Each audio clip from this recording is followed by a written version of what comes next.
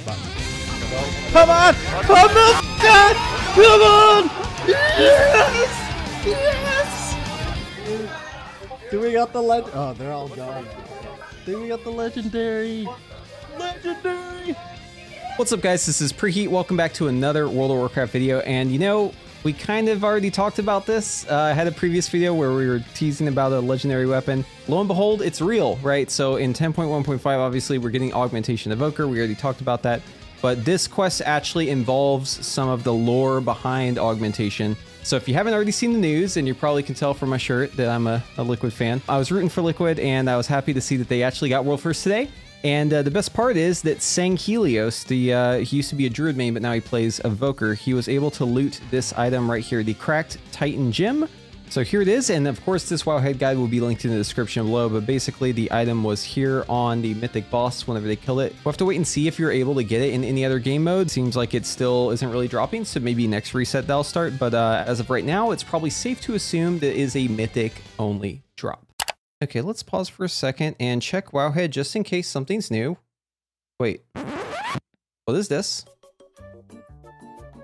Okay, so I'm in the middle of editing this video, and it turns out that Blizzard just announced that the legendary weapon will actually drop from all different modes of the raid. And obviously it's going to have a guaranteed drop rate on Mythic, but it turns out it will also drop on normal, heroic, and even LFR. Although it's going to be probably pretty rare from that. So this is very good news, and it means that basically my prediction that I would have the weapon whenever I kill this boss on Mythic still has a chance to be real. So if you're an Evoker and you want this weapon, which you should, right? Everyone probably should. Make sure that you are killing Sarkhet on all difficulties every week to maximize your chance of getting this weapon. So I filmed the rest of this video assuming this was going to be Mythic only, or at least it would not be available until the next reset on anything other than Mythic, which I guess is technically true, right? Because it will require a reset in the region, right? So we're going to be getting this on Tuesday and Wednesday available to actually drop on these bosses.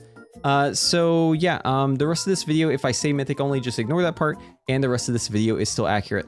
Okay, let's move on. So what do you get for your amazing achievement of killing this boss on Mythic and doing the quest line? Well, it is the item that we actually data mined from before. So this is the Unbound Legacy item, the Nasz'uro. Hopefully I'm saying that right. And it does have the same stats and everything as what we saw from before. So, you know, it says that your Empower spells activate the Order magic within, releasing a sphere of order that seeks a powerful ally, increasing their primary stat by 500 and speed by 600 for 10 seconds. So what's very interesting about this is that it seeks a powerful ally, which we can probably assume is a damage dealer. If it goes off the same logic as the new augmentation class, this is just going to automatically go to someone who is flagged as a damage dealer. Now the question is if the orb can affect a Devastation Evoker who is wearing the legendary, because technically you are powerful, right? You're a damage dealer, and there are actually spells as Augmentation Evoker that say that you can affect an ally when in fact you can actually use it on yourself too. So I'd be very interested to see how this actually works for Devastation. I would assume that it probably would go on you, but we'll have to obviously wait and see how that turns out. But either way, you're going to be wanted in a group because these orbs are going to be awesome for your group, increasing the damage of your allies. 500 is a pretty large amount of primary stat, especially since it's going to be lasting 10 seconds, and it's with every Empower. And as you know, Devastation is kind of just sending those Empowers like crazy, especially Mythic Plus, because you just got so much cooldown reduction AoE. So I suspect that this thing is going to be amazing. And if you're doing Mythic Plus, if you're looking to push title this season, you definitely want this as a Devastation Evoker, even if it is something that won't even affect you, right? Even if it is just for your allies, simply because the item level itself is higher than any other weapon you can get. And you can pair this with the offhand from the Echo of Neltaria's Fight, the book that's 450, which is going to be the best combo you could possibly have. Just to give you an idea on the difference between stats here, I've broken this down, so it's going to be around 128 more intelligence. Obviously, the secondaries, you're going to have a little bit of a deficit there, but it does end up being a gain still because the intellect is just huge. I went ahead and also did a single target sim here with Power Infusion just to kind of give you an idea. So this one right here is current best in slot with Power Infusion. This would be with the legendary weapon. So even if it doesn't proc on us, it's still a gain, even if we don't even get any of those orbs, right? And then this one's assuming that we get every single orb and that the duration actually extends, which is probably not going to be the case. It's kind of like a best case scenario, I guess you could say. But either way, you can tell that this is an upgrade for us, and we definitely want this thing. So killing the boss on Mythic and looting the item is not the only barrier of entry on this thing. We also have to go collect some reagents and also spend a whole bunch of gold. So these are the 4 reagents that we need. The temporal vestigials. We also have these other ones, right? So it seemed like the best way to farm these vestigial and also the ever-burning shadow flame is just to do the ferric assaults. And it seems like people can just keep spawning the rares for you. You can just keep farming this up really, really easily. The ancient elementium fragment seems to be probably the bottleneck on this because it's only from the raid bosses. So if you know you're getting it from the boss that week, you might want to avoid getting saved to LFR, normal, and heroic. And that way, once you kill the boss on Mythic, you can just go do the other modes and get as many of these as you can. It turns out that you need around 20 of them, right? So it's not too bad. You could probably knock that out in 2 weeks. If you do it right. Maybe they drop more, right? We don't know exactly how many of these drop, but it seems like something that you're probably going to have to wait at least a week for. But yeah, and then there's also this other stuff. So I don't really have to tell you this. This Awakened Order, Shadowed Alloys, these Arclight Capacitors. These things are crazy, crazy expensive. Also the Dracotius, we need 20 of those.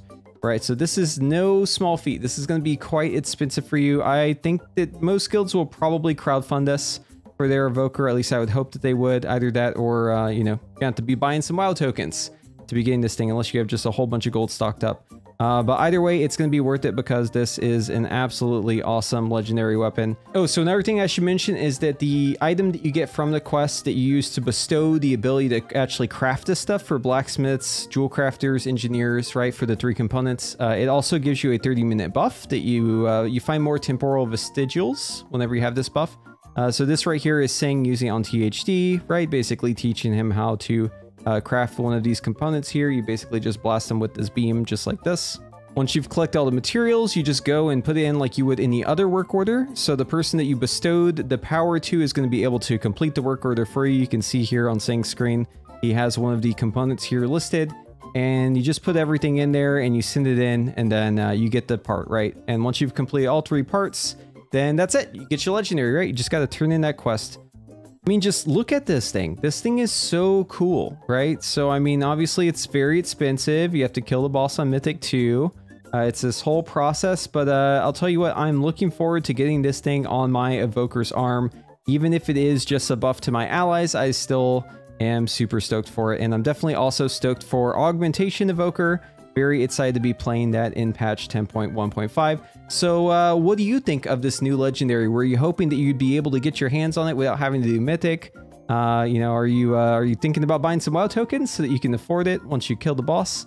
Yeah, let me know in the comments below what your impressions are of this. And as always, if you like this video, be sure to give it a like. And if you want to see more of my content, be sure to subscribe to the channel, ring that notification bell, and hopefully I see it in the next one.